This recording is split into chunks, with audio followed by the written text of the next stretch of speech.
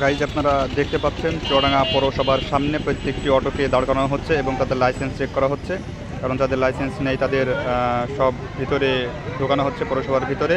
এবং যারা আছে তাদের মুখে আমরা কিছু কথা শুনবো এখন।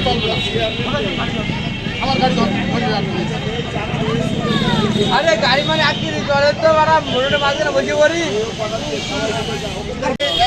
এখন ঘটনা এই সময় ধরছে, আমাদের তো সুযোগ দেওয়া লাগবে। এই যে পৌরসভার লোক জি মাইকিং করানো হঠাৎ করে ধরে গাড়ি।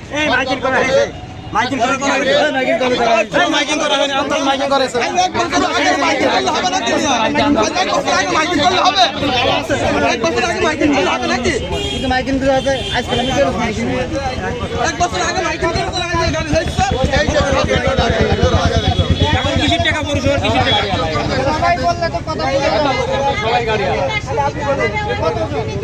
এই যেগুলো আছে সব ড্রাইভার একদম ভেতর শালা।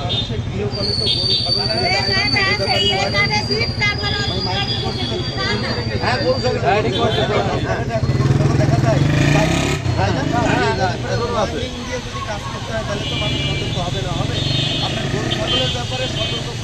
রাস্তাঘাটে গরু ছাগল, ফলের দোকান, সবজির দোকান দিয়ে একা